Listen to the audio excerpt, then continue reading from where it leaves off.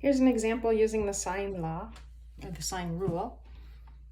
We have one example where we're calculating a side length and one example where we're calculating an angle. All right, so example 9. Find BC. Now remember, when we see a statement like find BC, that means that we are looking for the side length in between angles B and C. All right, so we're looking for this side length. We could call that A because it's across from angle A. We have the side length information of B, which is across from angle B. Okay, so we have this. We're looking for this. We have the information of angle B, and we have the information of angle A. All right, it's not right angle triangle, so we're not going to be able to use trig ratios. We're going to be able to use non-right angled trigonometry, and sine rule is this case. All right, so sine rule. In this case, we'll choose sine A over A equals sine B over B. All right, let's fill in what we know. Sine A, angle A is 38 degrees. Side length A, we don't know. Sine B, angle B is 44 degrees. The length of B is 12 centimeters. Regular algebra from here, we're going to multiply both sides by A and multiply both sides by 12. In other words, cross multiply if we use that shortcut term. So A sine 44 equals 12 sine 38. Now notice, by convention, we do not write this as sine 38 times 12. We write it as 12 sine 38 because 12 is easily represented as a coefficient there, and this is much better notation. All right, now we need to get A by itself, so we divide both sides by sine of 44.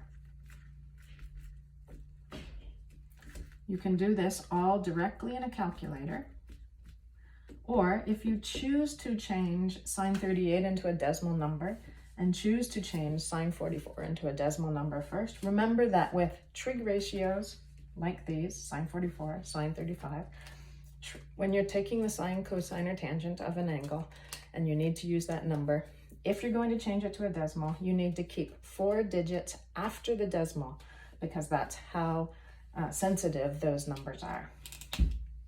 All right, we can plug that in our calculator.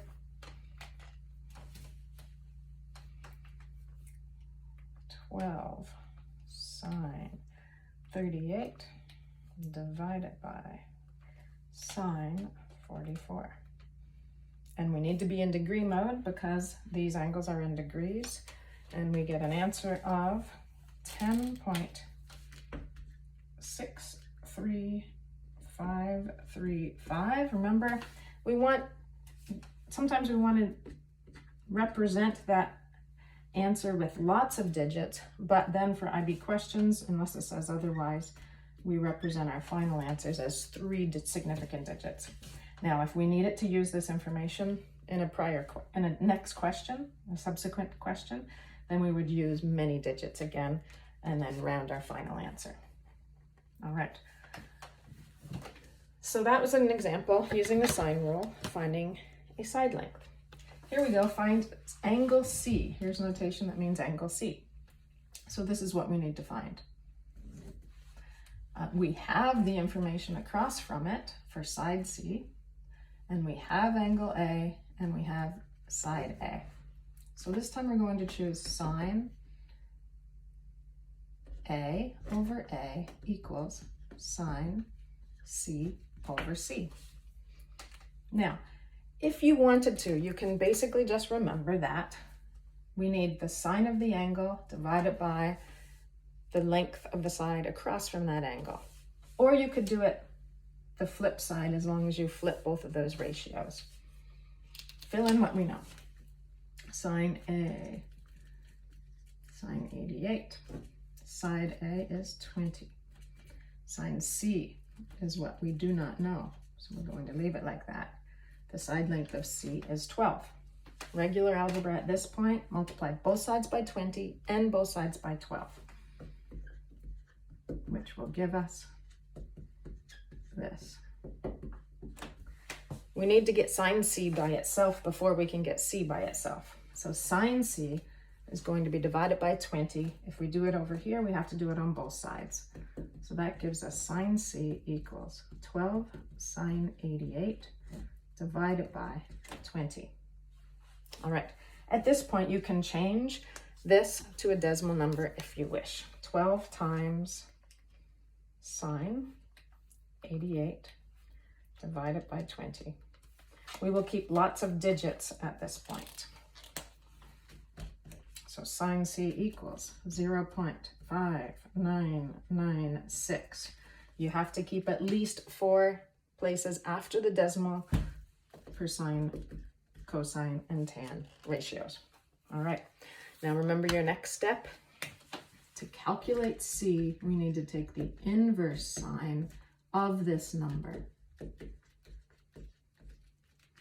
And that will give us the size of angle C. So we take inverse sine of that answer from above and we get, with lots of digits, 36.8437, and therefore that rounds to 36.8 degrees. If you wished, one more note, if you wished from this point to continue your answer to look like this, the inverse sine of that whole thing, that whole number, this is also absolutely fine. If you know how to plug this into your calculator correctly, it will still give you the same final answer. There's your examples.